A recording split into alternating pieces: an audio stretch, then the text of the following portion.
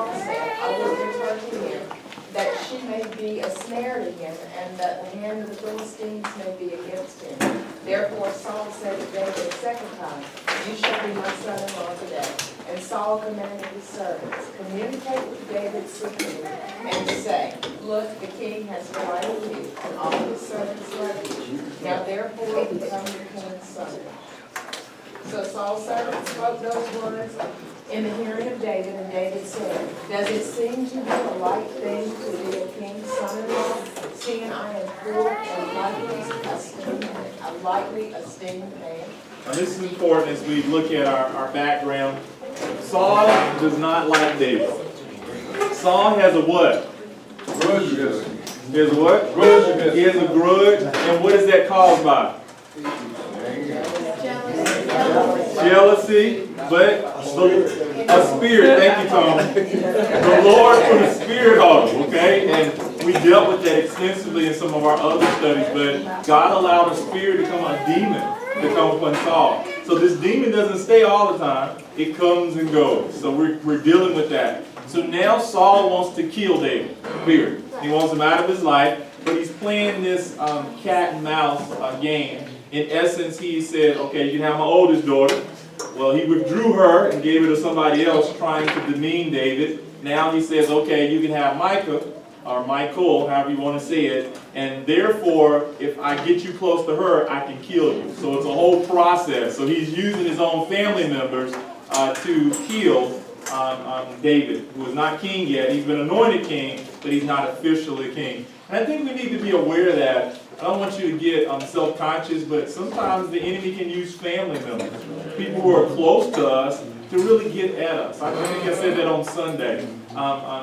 Always keep your guard up. Always focus on the Lord, because he can come at us in so many ways. So tonight we're going to really get into it and see this relationship with Michael, and also how God can deliver you even in the midst of family relationship trouble. So I'm going to read 24 and 25, please. And his servants of Saul told him, saying, in this manner David spoke. Then Saul said, thus you shall say to David, the king does not desire any dowry, but 100 foreskins of the Philistines, to take vengeance on the king's enemies. But Saul thought to make David fall by the hand of the Philistines. All right. This whole is an elaborate plot. He said, okay, I'm going to give him my daughter, which she loves him and he loves her. This is going to cause him to do something stupid. So instead of a dowry at that time, and sometimes I think we should go back to this, at that time, if your daughter was worth something, she would have to be purchased in a sense. There would be a dowry that would be with her, or you would actually bring some funds to the table. That was the Oriental way. But this time he said, I'm not going to do a dowry. I want David to do what? Kill many Philistines. I want him, now this is very important. Thus you shall say to David, at verse 25, the king does not desire any dowry, but what? Remember that number, it's going to be important. 100 foreskins of the Philistines to take vengeance on the king's enemy. So the Philistines, they're the enemy. This is very gruesome. I don't want to go into detail, but the foreskin, and you can ask your children to ask you later what that is. But I mean, this is very graphic. I want you to get 100 foreskins, and he's saying this because you're going to have to get close to the enemies. He's thinking, nobody can do this and stay alive. But look at this. To take vengeance on the king's enemies, but Saul thought to make David what? Fall by the hand of the Philistines. He wants him to fall, not by himself, but by his enemy. Sometimes the devil tries to set you up, and he comes at you in different ways. I think the most deceptive way is when people are so smart, they don't want to get their hands dirty, but they'll use somebody else. And we've got to be careful. Look at the question. What has the enemy produced to kill you? What elaborate plots has he come up with to trip you up? And I want you to stay aware, because all of us, without the grace of God, can fall.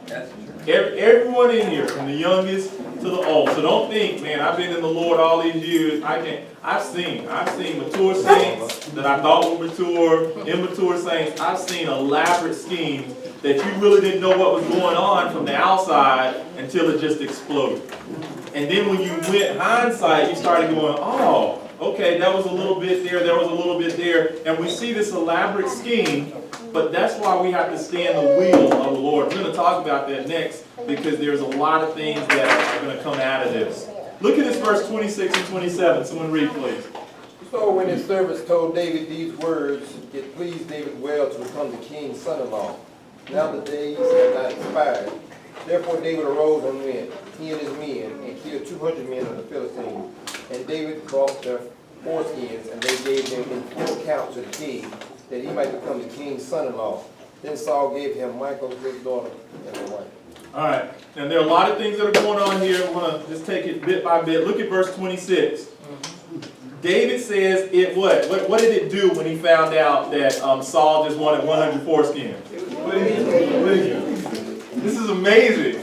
He's a soldier. He's a fighter. God's grace has been upon him. We saw that when we examined as he went up against who? Goliath. Okay? We saw God's grace was there. David has never forgotten that. Look at this whole process here. Well, to become the king's son-in-law. Now the days have not expired, so David has time to do this, which King Saul has asked. Therefore, David, he goes with his who? His men. Now this is key. We see this leadership process as David is growing and maturing. When people connect with you and they trust you, that says a lot about your character. He has men around him that are willing to die for him. I mean, just amazing. And it's only God's grace, and David understands this. So he takes his men that have his back, and they go before the Philistines. Now, what happens when they kill? They start killing. How many? 200. How many did Saul ask for? 100. Why do you think he did an extra 100? Just to let him know we appreciate it. It's an amazing thing. All he needed was 100, but he doubled it. He possibly knows what his future father-in-law, is going to be 50. If he came back with 99, or 105, he just said, no, that's not enough. So he doubles it so everybody knows. 200 men of the Philistines. David brought their foreskins, and there's a full count to the king. I love that way the scriptures put it. Full count, that he might become the king's son-in-law. Then, can you see the picture of Saul? When he looks at Saul, wanted him dead. So when David comes walking back in, he's like, oh my goodness. And then he throws down 200 foreskins. He's like, okay, what else can you do? The whole court is looking in on him. The king's word was his bond. So Saul gives Michal, his daughter, and now David, his enemy, becomes his son-in-law. That's amazing. I wish we had Keith Evans in here, because I think he could say amen to that. Deacon Kelly. It seems like David thought that, he did that. He showed the king, that, okay, since I didn't have to have a big dowry and you put something out that I could do, you double it. It's like David thought he could win him over, that he could, that maybe Saul would change his attitude. Okay, maybe me and David can get along. So it seems like David wasn't in a feud thing. He was like, David wanted to work it out. Okay, all right. Tony? I think that Saul was probably hoping he wasn't able to live long enough to bring back one or two. Yeah. You're right. He wanted them dead. The scriptures are clear with that. Was there another hand? Brother Goins? And what is the significance of them taking the foreskin, not to maybe dehumanize or maybe to take away that which makes him a man? All the above. But remember, Saul's purpose was not for him to even have victory. Right, exactly. All right, it wasn't for him to be able to even get close to them, to kill them, to cut their foreskins and all of those things. He wanted them dead. Okay, so now it's just this gruesome display. But yeah, all of the above, if he had really wanted it for that point. But he wanted it. He had said that because that was going to be a hard thing to do, that he was going to get killed in the process. Yeah, I was saying that, I thought that he saw how it was a fluke that he killed the Philistines the first time. That God's grace may have been a holy, but he said, okay, I'm gonna send you out, and this is what I need you to bring me back. It's not gonna be just you and the giant out there now. You gotta give me 100 people, and this is what you gotta do to them. And they're not just gonna hand it over to you. You gotta fight for it, and I'm gonna just see. So. Right. So this whole process, But one thing I want to encourage you, if you're in the will of God, God will protect you. But somebody read this question though. I want us to really think about this. Do you feel these murders were against God's will? Why or why not? Open floor. Bill? I don't think so. All right. They got the Philistines, so they don't Philistines. All right, so you think David was out of God's will when he did He this? was in God's will. All right, so David was in God's will. Because God told him to take out the Philistines, so they took out the Philistines. That's just an ongoing war between the Israelites and Philistines. All right. Other areas, Deep? They put the nail on the head. They were in an ongoing war, and God had, time told them to get rid of all of them. So it was an ongoing thing. So I think David was in the will of God. All right. Yeah, I think he was, because there are situations sometimes that we're in that it may not necessarily be, like war, when we go to war now. I mean, it's not God's will that we go out and kill people, but there's some things he gives you that grace through that in Okay. order to, because there's just something for survival that you have to do. And in this situation, it was a survival thing Okay. for David. And so God's grace was on him to Okay. fulfill it. Anybody else? Yes, ma'am. Not to be simple, but I just believe that everything that happens, that it's in the will of God. Okay. That's just, Okay. All right. Deep? I mean, in the will of God, we live in how people are. God can take a little bit and win over a great big number. Okay.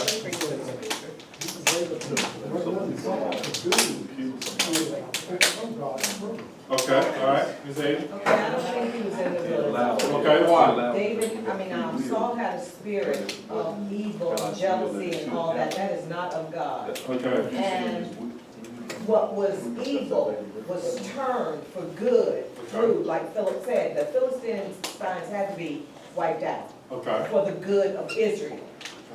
So God used a bad thing for good. I want to challenge you with this because I didn't put the scripture down, but it talks about David is not going to be able to build a temple because of blood on his hands. Right. Good points that are brought up that it was the will of God, but I could argue from the other point, this was not a necessary killing. This was not a life and death situation. Why did David do these things? Out of jealousy. David did it because he was No. gonna He did it because the king kill demanded one it. and he was gonna make it look good after he killed 200. That was the purpose. David did this not because his life was threatened at this point. He wanted Michael.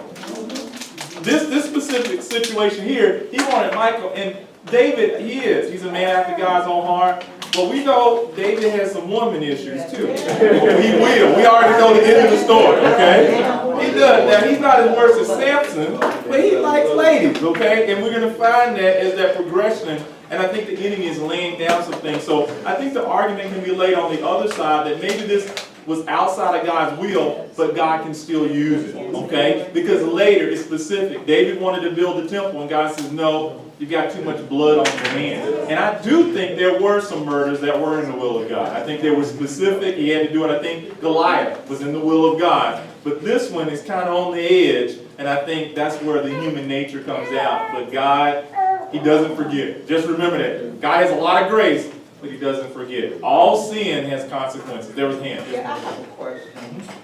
So are we saying that David was in the will of God, but not Saul, or neither one of them was in the will of God? There's a possibility that both of them weren't in the will of God. But God already knew their decisions, so He's going to work this out. Remember Micah. Was Micah good for David? No.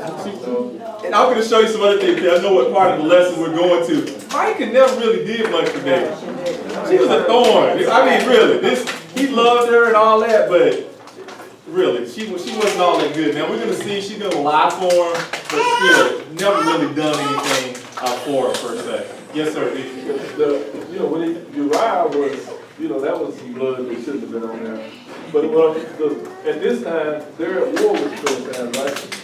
They are. I mean, they're at war with the Philistines. So like you said, it could go on either side, but if you award somebody, I mean, you're not trying to take them necessarily captive, they were at war and they killed people during war. So it's not like they were at peace that he wouldn't get it. It would have been murder, but, you know. And like I said, there But are they were in arguments, war. but even now in war, we have rules of warfare. You know, I mean, and this was a needless murder per se. Really, it was just, it's like us going to Russia because we done fell out with, was it Putin? And we just gonna kill, 100 folks or 200 people, even though they may be our enemy. So there's an argument from both sides, but yes, the Philistines are the arch enemy, but we know Saul has some serious issues with that. Some serious issues. So there was some other hands. Even though David was a man, he suffered some things that just haven't been done, even though David was not right, and he did, but God didn't kill him. Amen. But later on, he told him, you got much word that made it difficult.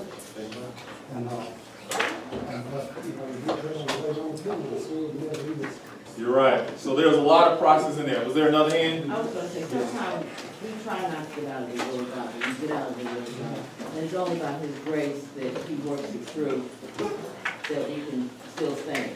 So, if we're out of His will, if we're not intentionally sometimes trying to get out of it. Be careful when you're challenged. And I speak to the men. Most men are competitive. Be careful what things, taunts are put towards you, because they can get you in trouble. There's some things we just don't have to do, but somebody said, well, I jumped 5 feet.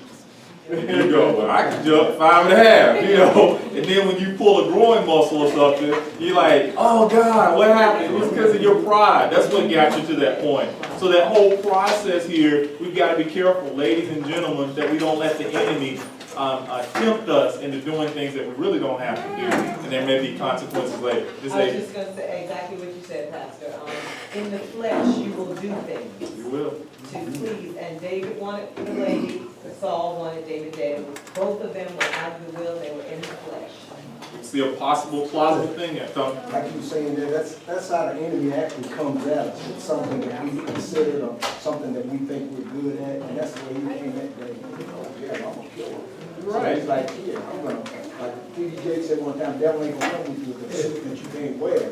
So we came to him with something that he knew that would entice him, and like you were saying, sometimes people have died doing things because of they were trying to elevate themselves in something that was totally not even necessary. But even though it wasn't in the will of God, he still allowed us to do things even if it's not in his will. David wanted Michael.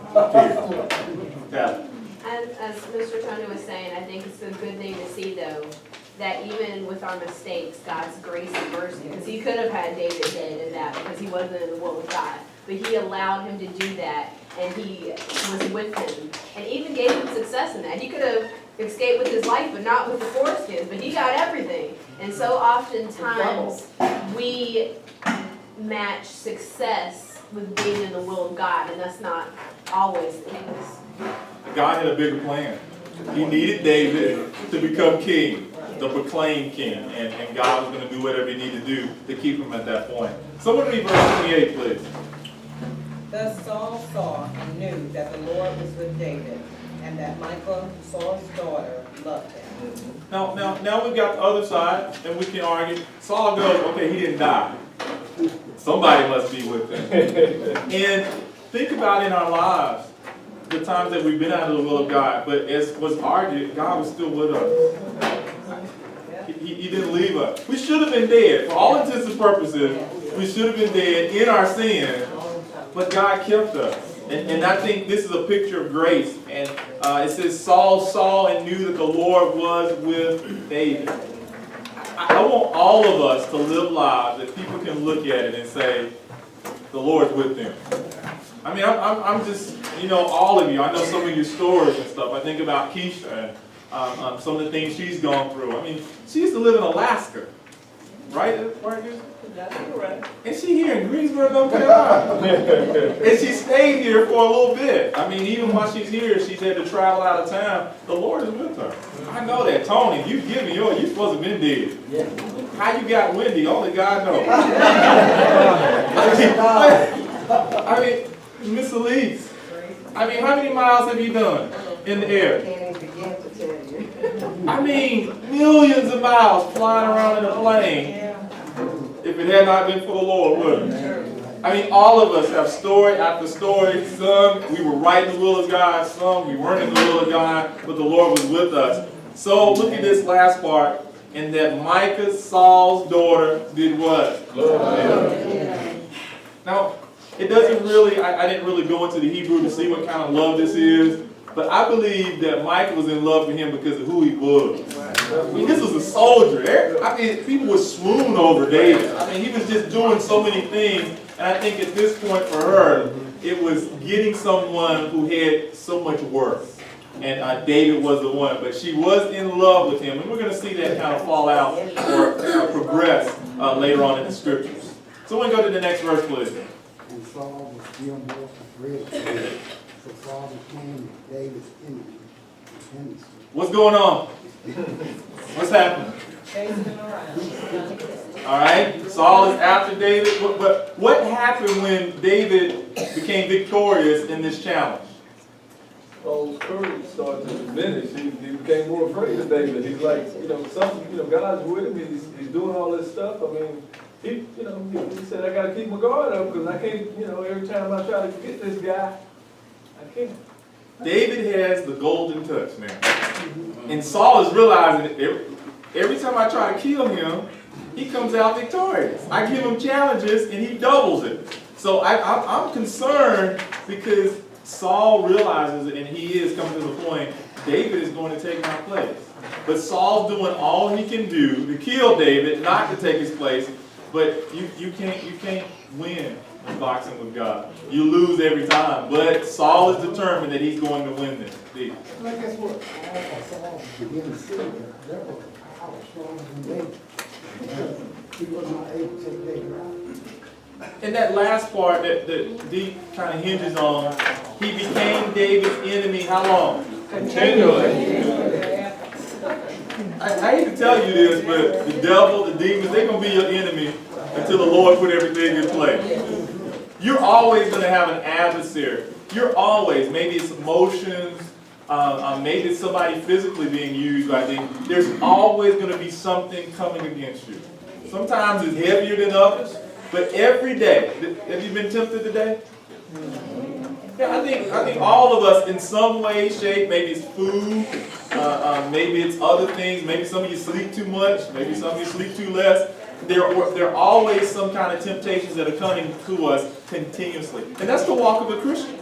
That's why we have to stay close to the Lord, period. Because the enemy is always coming at us. So David's enemy continually, this is Saul. Verse 30, someone read please.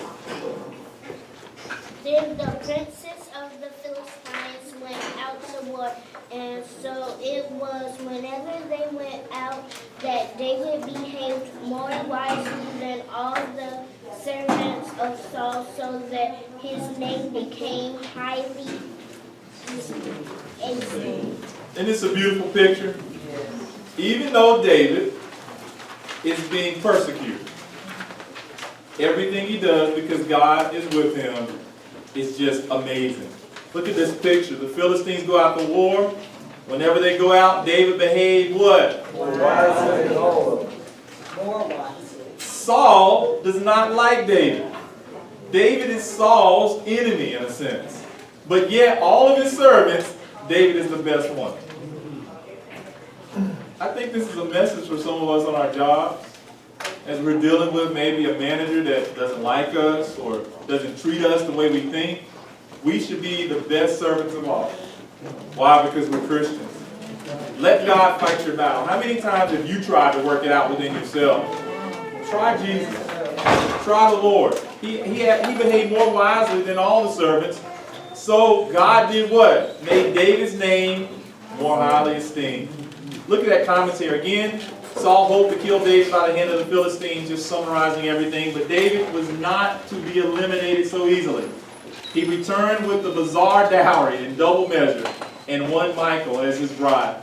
As continual military success made it clear that the Lord was with David, Saul's hatred and fear of him continued to grow. Yeah, and Saul probably feared him too because so many of Saul's men liked David. If he would have openly tried something, he could have faced the revolt. They could have killed him. So he wanted to kill, you know, he wanted to kill David on the slide. He wanted to kind of do it himself or something. If he told his men, go get him, go kill him, he was, you know, he was probably afraid that they might turn on him. Saul's crazy. He's crazy, and some of you need to do it. There's some folks in your life are crazy. I ain't looking at nobody. I'm saying some folks in your life are crazy. Look at the news. I'm saying that these are functioning people that go to Walmart. They go to Walmart. I'm serious, and they're literally crazy. And I'm not picking on bipolarism or anything. I'm talking about demon-possessed, crazy folks are out there that look just like us, waiting to snap. Just waiting to snap. I mean, I'm talking high-level leadership people that control with a whole bunch of money. Crazy, literally crazy, just waiting to be used by their demon to do something destructive. There's a lot of that out, and it's growing. So we have to be aware. And Saul, even though he's in control, people looking at him, they don't want to follow somebody like that. But because he's king, they have to do what they have to do.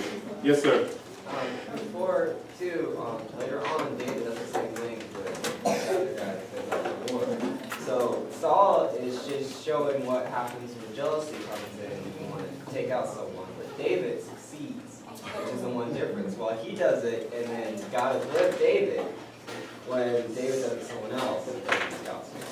And I don't know how long we're going to go through this lesson and continue on, but there are a lot of traits. As we're looking at Saul, some of these same issues are going to come up in David's life. It's scary. It really is. And I think all of this, God is giving David an opportunity. Look, but so much he's going to miss. And in your life, God gives you opportunity to see failures all around you. But how often have we done the same dumb stuff?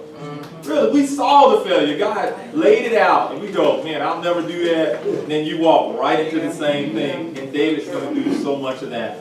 Look as we go into 1 Samuel 19. Did I get all the hands? Yes. You said, about applying that, acting more wisely at work. It can definitely be applied at home with your family, not even at home, just with family. A lot of times families fall out for the simplest things if one person would have just maybe took the other road, took God's way. And relationships could be mended if somebody would just act more wisely. Act more wisely. Do the will of God. Now we're going to add another coal to the fire. King Saul hates David. David is married to Michal, his daughter. Now he has a son called who? Jonathan. The saga continues on. Someone read 19:1, please. Now Saul spoke to Jonathan his son and to all his servants that they should kill David. But Jonathan, Saul's son, delighted greatly in David. What's going on? Somebody describe. He's trying to get everybody in his home. Okay, trying to get everybody in the home. What specific, Tom? I think that he realizes that it's not going to come from outside. He wanted to kind of get it from inside. Okay, all right. Anybody else? What's the scripture saying? And he probably knows that Jonathan, I'm sure at this point Jonathan has been seen with David. Okay. And so he knows that there's a relationship there. And if he can come in from the back door, talk his son into his little scheme, then that's extra help in getting Jonathan and David. Good, Tyler. I think you see his family breaking down at this point. I mean, if you can't get your servants to not like another servant, at least you can get your family. I know Daddy, if he wanted somebody he didn't want to like him, then he at least want us not to like him too. But at this point, even his son is on the other side, and that's a scary place to be in. Sorrel. Saul reminds me of the saying, keep your enemies close, keep your friends close. Keep your friends close. Or keep your enemies close. No, I'm saying. All right. Meet friends in life are sometimes one of the most precious. Okay. Okay. All right. Good. So we see a process that's happening here. He's going to try now harder to work through his son Jonathan. Okay. And still take David out. He puts a hit out on David. I mean, look at this. So now Saul spoke to Jonathan's son and to who? All his servants that they should what? Kill David. What's up with this? David is married to his daughter. Michael. It don't mean nothing at this point. And he says, I want everybody to kill him. But that you could hate somebody so much that you could bring your child into it and try to talk your child into helping kill that person. Yes. That's a fierce hate. And we see demon possession at its best at this point. I mean, really. And we're going to talk about the question as we get to it. Yes, ma'am. Well, I agree that it's a bad thing, but I think Saul was thinking the successor to the throne is Jonathan. And he's upset with Jonathan because he's like, Jonathan, don't you want to be king? After I'm gone, it's your right. But David is trying to take it away from you. And he just can't figure out why Jonathan doesn't hate David as much as he does. Because he feels like he should. This whole process, but I challenge us to think, has David ever said he wants to be king? No. No. There's a lot of stuff that we already know on the story that they don't know at this point. David has shown himself mighty and honorable, but he's never had the thought pattern, I'm going to be king. Even though he was anointed. Remember, he was anointed, but this is years and years after that. I think it's in the backside of his mind, but he never progressed to try to take the kingship himself. But it's a good point. All these processes, I think Saul is, son, I'm trying to protect your place. You got to hate this guy because, you know, I see something in him. Let's go ahead and kill him. But it backfires because Jonathan what? What does Jonathan feel for David? He loves David. We're going to deal with that. He delights. Look at this. Delighted greatly in David. And I'll be honest, how could you not? In a sense, if you were saying, I mean, you saw God's hand. This was the same David that killed Goliath. Everybody saw that. Jonathan was there. I mean, this was an amazing feat. And all David is trying to do is protect his dad. That's all. Everything that David has done is to protect the kingdom. He's a kingdom man in a sense. But yet, Saul, because he's possessed and all these things are going on, he's jealous, he wants him dead. Very important. Any questions so far? You think he was probably trying to figure out too who was with him? I think when you're at this point, Saul is extremely, we've studied this, paranoid. And that's what you need. When you get out of the will of God, you become paranoid. You think everybody's out to get you. Some of y'all need to say amen. You do. When you're out of the will of God, everybody. You go to Walmart and you thinking they talking about you. They don't even know you, but you're looking around. I'm serious. When you get out of the will of God, you just feel this intensity, and it's just the enemy coming at you. This is Saul. He doesn't know who he can trust, and even if he could trust somebody, he's not going to trust him. All right, look at this next two verses. Someone read, please. Well, let me ask this. Have you ever disliked someone without a good reason? Yeah.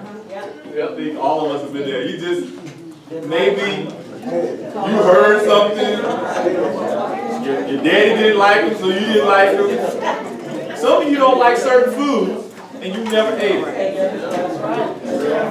Right? I'm serious. Some of you have decided you don't like the food, and you've never tasted it. You don't even know what the flavor of it is. You just decided it looks funny. It could be the best thing.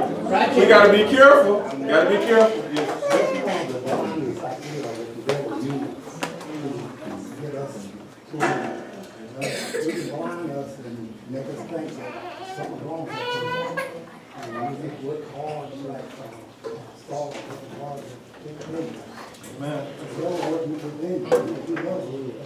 If the enemy can get your mind to think someone's evil, you're going to do everything to fight against them. Some of my best friends or associates have come, you know, I thought they were bad at first.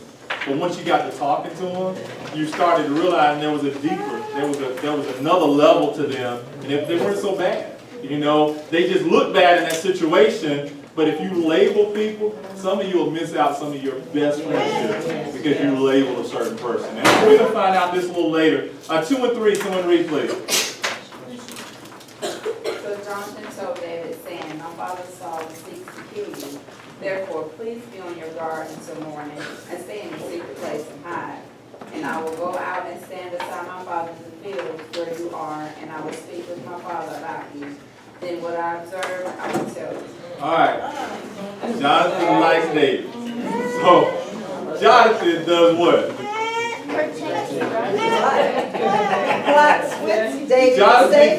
Jonathan goes to David and tells him what? Father desires to kill you. Now, this is not new knowledge. David's already had some issues with Saul and understands that. But for Saul's son to go to David and say, my daddy wants to kill you, that's issue now. Now, I really, at this point, I feel for King Saul. Because if my son did that, and I found out, it's on. Right, wrong, and different. You can get mad at me all you want to, but it's like, that's my blood. You don't, I mean, you may disagree with me, but don't go to my enemy and tell him what I'm going to do, and we're going to find this out. This is going to come up. Look at that second part of that. And I will go out and stand beside my father in the field where you are, and I'm going to do what? Speak with my father about you. I'm going to talk to my daddy about you, and I'm going to try to get a good word. Because my daddy loves me. My daddy's going to listen to what, I say, so everything's going to be all right. So just trust me. We know the story. It's not going to be that easy. But it's what's the word I want? That's the word. Talented. But I mean, if you look back in the scriptures, Jonathan and Saul are already having some issues and some battles. Saul will say one thing and Jonathan will just go and do something totally different. He gets away with a whole bunch of disobedience to his family, which I think in turn is why he winds up the way he does in the end. People are like, oh, that's not fair, Jonathan. But Jonathan has some issues of his own going on that he's got to do. But why wouldn't he? I know, right? I think this is a good point here. God, just because you crazy, your crazies can affect your family. I mean, this is scientific beyond even when we're talking Bible. It's people who are atheists can tell you, you got a jacked up mom and daddy, you're just going to have a jacked up kids too. Now, does that mean you have to go to that state? No, because God can change anybody. But there are witnesses in here, because of your parents, you're suffering from stuff. God's grace and mercy, but there's still demons that come up in your mind and all kinds of issues. So look at here, very important. Jonathan has his issues, but he's trying to make things right. And God always brings people in our lives that try to make things right. Sometimes it doesn't work, but they try to make things right. Look at this next verse. Someone read, please. Thus Jonathan spoke well of David to Saul his father, and said to him, let not the king sin against his servant, against David, because he has not sinned against you, and because his works have been very good toward you. Now, that sounds like a good son. He's standing in the field. He pulled. Now, this is very key. He takes him away from the other folks. Goes out in the field. Daddy, let's talk. If you didn't know, I mean, David hasn't done anything against you. He's a good guy. He's your servant. He's working for you. Come on. Let's get over this little jealousy thing. Let's kind of move on with our lives. A normal person that might work with. But I'm telling you, King Saul has deep-rooted issues that we've seen grow in his life. He can kill it. Well, the scriptures kind of recording that David is seeing things clearly. I mean, he's seeing things clearly, and he could be in the will of God, but he's seeing things clearly, and he's trying to, tell his dad, you're having some issues, and I'm trying to speak to you clearly. This is what you need to do. David hasn't did anything against you. He's worked hard for you. He's carried out your orders, and you're seeing it now. You're sinning against him by trying to kill him. Have you ever been there though? Yeah. Where somebody tried to correct you, they were totally right, but you just wouldn't listen. Yeah. He's not hearing it. Yeah, he's not hearing it. Never allow your authority to be taken over by your pride. I hope I said that right. God gives us authority in our lives, but never allow your pride to take over your authority. I think there's a whole bunch of stuff just going wrong in King Saul's life, but he has authority at this point. For him to go back, he's put the edict out. He's told Jonathan, he's told a servant, kill him. I mean, everybody knows how he feels about David. David even knows how he feels about him. He's not going to change, at least at this point. The brief times that he does change is very quick, and everybody knows he's just playing a game, even at that point. But look at this question. Have you ever defended someone's character? Yeah. And I think as a Christian, sometimes God calls us to defend somebody's character. Some folks just kind of go over the edge, and you have to tell them, hey, this person has a really good heart. Maybe they did make a mistake, but they have a good heart. They didn't really mean it like that. And as Christians, we always have to be open. And I see Jonathan as the person that's being used of the Lord to speak good of David, even though it's public, but still trying to get through to Saul. Saul has chance over and over to come to himself, but he chooses just to follow after sin. Yes, sir. Pastor, that's a great example to all of us. That's how it dealt with you. Nice and all the way. We just, you David and the Saul were saying themselves that son couldn't do, but Never, ever come to the point where you can't say, I'm wrong. Never. I've said this over and over. My Aunt Elva, she would always say if she was wrong, she would tell us, I'm sorry, I was wrong. And respect, I mean, this is an old lady. She's an old lady.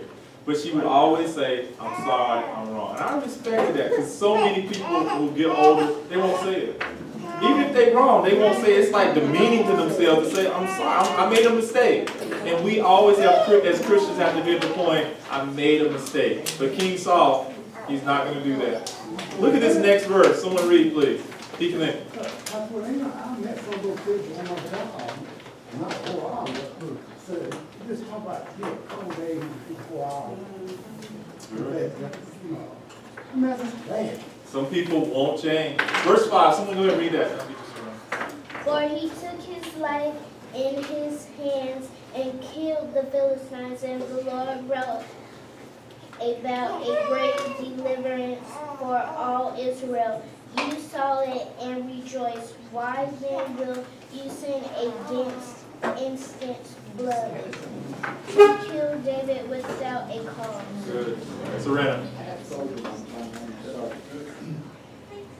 I spoke highly of him. He was a pretty good person. And he got the situation. Some report, the country report saying that he's been abusing his kids and beating his wife and all this other crazy stuff. And you know, when I got the letter, I showed it to him and said, "This is true." He said, "No." Come to find out that, you know, the reporters with those all people heard of the family. That's one thing you gotta do. You gotta get in your car, go down there and talk to your neighbors. If anything you know about Army wives, very good, the doctor, he was close. So you come to find out, this guy was she was living with another man that was doing all that to the children. But she was so in love with him that she wanted to get him, but she didn't love him anymore. So the sergeant major came and said, you need to get this thing going, and see what's going on, and I'm telling you this guy did. So I went up there and told the sergeant major, and I said one time when we found out we got everything in the report, we found out it was that guy, and I went up to the sergeant major was him, to the division headquarters, and I said, sergeant major, you need to apologize to my son. And he said, why? He said, he didn't do this. So he stand up there and somebody told me, I said, so you, in other words, you take everything he said for value. I said, yes, I take everything he said for value. I believe what he told me. And we found out who it was. Did you apologize? Huh? Did you apologize? Yeah. And then after he apologized, I told him, I want a written apology. So that wasn't work with King Saul. Look at this next verse. Jonathan gives the exploit of David. He's done all of these things, which we know of. Look at the next verse, verse 6 on the read. So Saul heeded the voice of Jonathan, and Saul swore, as the Lord lives, he shall not be killed. What's going on? What happened? All right. Tony said he went back to his old self. Do you think so? Anybody else? Nah, We just knew that Jonathan was close with him, so he was All right. Benjamin? I think that Saul was trying to actually stop the evil spirit. All right. Benjamin said he thinks that Saul came to himself a little bit, but the evil spirit gonna come back. Anybody else? Some of y'all been like this. Fickle. James talks about, he says, a double-minded man is unstable. in all his ways. In all his ways. He's a double-minded man, and that's what makes Saul so dangerous. Yes. Really, that's what makes him dangerous, because he can go either way at this point. Look at this. So Saul heeded the voice of Jonathan. He hears his son, and Saul did what? He swore. So you can't go by that. He swore. He swore. He gave his word. He said, as the Lord lives. He's the Lord's name, boy. As Yahweh, that's what they look. As Yahweh lives, he shall not be killed. That's what he said. You know what he said? I'm gonna flip it at Devil this is a point. lie. I'm gonna flip it. He actually is prophetic. He's not gonna be killed.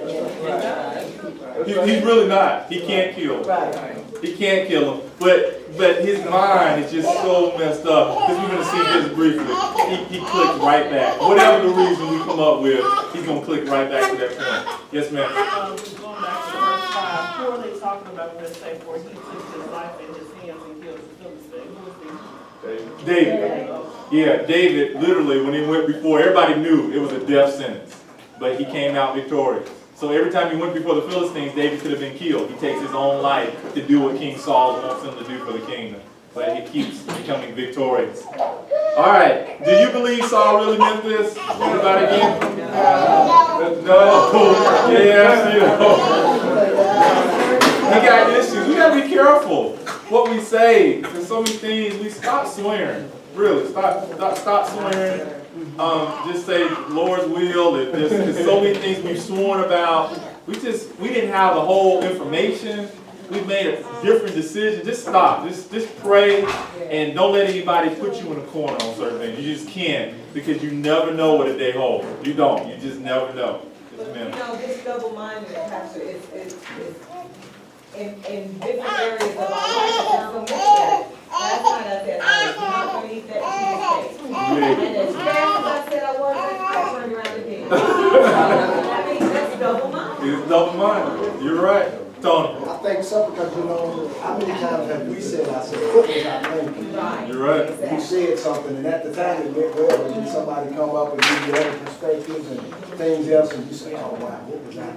You're right. You're right. It's kind of like we sometimes, we said, well, you know, something happened real bad. Tell me through reason, I don't do it. You get kind of straightened out, you forget about it. You're right. You're right. Look at this next part. Someone read, please, verse 7. Then Jonathan called David, and Jonathan told him all these things. So Jonathan brought David to Saul, and he was in his presence as in times past. All right. Now, this is challenging. He swears. So Jonathan does what? Brings David before him. Brings David. Jonathan told him everything that happened. And Jonathan brought David to Saul. And he was what? He's all right temporarily. Everything was fine. So Jonathan was like, cool. Daddy came to himself. David's like, okay. Saul's good. But this is the question at this point. Do you think this was an elaborate scheme, or he flipped? Maybe it's a dual personality. You think it's a scheme? Do that to make you let your guard down. Oh, okay, that's all right now. Okay. And you go back, and they're still fine. All right. She feels it's a scheme. All right, and that's diabolical. If this is a scheme, if he's playing this game this deep, that's scary. I almost want to believe that he thought he was going to do this. Yeah, I think that, you know, after Jonathan talked to him, you know, he was all right for a little while. You know, he kind of started thinking, maybe I did go over the edge or whatnot, but then when David got close to him, he started seeing how everybody liked David more than him, and all he was trying to jump back on it, but it seemed temporarily he did, you know, because it says that, you know, David came and it was like in time past, for a brief period. So you're saying maybe the issue is he hasn't dealt with what's really causing him to be so jealous. Right. I mean, you know, right. And I mean, when David came and started getting close to him again, and he saw how everybody loved David more than him, he's like, no, I can't. This ain't working. He's got to go. That's a good issue, because you ever dealt with somebody, and you don't want to get personal, that had anger issues? Yeah. They explode, and then all of a sudden, after they explode, it causes all kinds of problems. They go, I'm sorry, didn't mean to do that, I'll never do that again. And you really, there's a part of you wants to believe that. They will never do that again. But you know, when they get in that situation again, they're going to explode again. And I think this is the process. If they don't deal with what's causing the anger, that issue is going to come up. And whatever side you stand on, Saul's basic issues have not been dealt with. They're gonna come up again, randomly. All problems, but meditation. He's right. I think it's fascinating this story of how he continues to do the things he does because he has to relax. Right. And I'm sitting there wondering, hey, just go to the Lord, you know, and you know, that forgive me. And I mean, you might go out of my way for it, but you know, that's the way the devil works. The devil grabs you, he doesn't grab you happy. When he grabs you old. You cannot get out of his way. Serrano brings this point, why didn't, King Saul just repent? But have we all been there? Yeah. I think if we believe from the side that this was kind of temporary sanity, we think we got this. I can fix this. I'm in control of this. And we're not. And in whatever way you lean on and said before, these issues. Look at this next verse, verse 8. Someone read, please. And there was war again, and David went out and fought with the Philistines, and struck them with a mighty blow, and they fled from him. All right, so David saw everybody living in the house. Remember, he's married to Micah. Yes. They big happy family, eating together, pig feet, chicken, all the same thing, dressing and turnip greens. And Sundays are good. It's good. So another war with the Philistines come up. David goes out, fights. He's excited. Michael got the beautiful queen or princess, and everything is well. Verse 9. Someone read, please. Now the distressing spirit of the Lord came upon Saul as he sat in his house with a spear in his hand, and David was playing music with his hand. We're out of time. I want you to study ahead. All right? A period of time comes, and all of a sudden, this distressing spirit. What I want you to study for our next second and fourth Monday, is the spirit. Why is the Lord allowing it to come? And it does. It specifically says a distressing spirit from the Lord. So I want you to do some studies on that, see if you can figure out why God is allowing this to happen. Amen. Any other final comments? Thank y'all for coming out. I'm going to turn it back into Deacon Benny's hands.